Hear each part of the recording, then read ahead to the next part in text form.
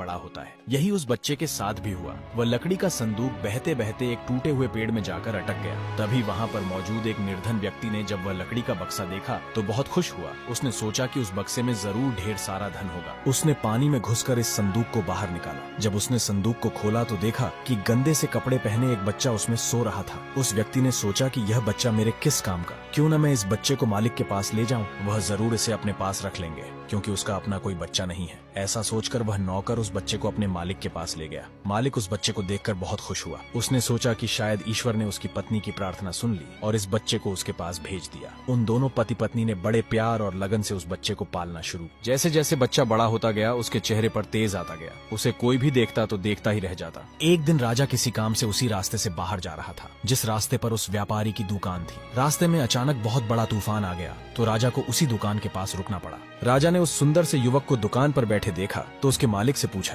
क्या ये तुम्हारा बेटा है? ये तो बहुत ही सुंदर है। चक्की का मालिक बोला, यह मेरा बेटा ही है क्योंकि हमने ही इसे पाल पोस कर बड़ा किया है। आज से करीब 14 साल पहले ये बच्चा हमें एक लकड़ी के संदूक में मिला था। राजा को पुरानी बातें एकदम ताजा हो गईं। उसे चक्की के मालिक की बात सुनकर बहुत आश्चर्य हुआ कि वह बच्चा जिसे वह अब तक मरा हुआ समझ रहा था अभी तक जिंदा है। उसने उस लड़के को खत्म करने की तरकीब फिर सोची। वह दुकान के मालिक से बोला, क्या आप इस लड़के को मेरा एक काम करने की आज्ञा दे सकते हैं? मैं रानी के पास एक पत्र भिजवाना चाहता हूँ। यह पत्र बहुत ही जरूरी है। मैं इस काम के लिए इसे सोने के 2 सिक्के दूंगा। लड़के ने फौरन हाँ कर दी और दुकान का मालिक भी उसे भेजने के लिए तैयार हो गया। राजा ने झट से अपनी रानी को एक पत्र लिखा। उसने लिखा, जैसे ही यह लड़का तुम्हारे पास मेरा यह पत्र लेकर पहुंचे तुम इसे मरवा देना और महल से दूर दफना भी देना। यह सब कुछ मेरे वापस आने से पहले हो जाना चाहिए। इतना लिखने के बाद उसने मुहरबंद पत्र उस लड़के को दे दिया। वह लड़का उस पत्र को लेकर राजमहल की ओर चल दिया। वह आज तक अपने घर से कहीं बहुत दूर नहीं गया था, अतः वह राजमहल का रास्ता नहीं ढूंढ सका और जंगल में ही भटकने लगा। शाम ढल चुकी थी। तभी अंधेरे में उसे दूर से रोशनी आती दिखाई दी।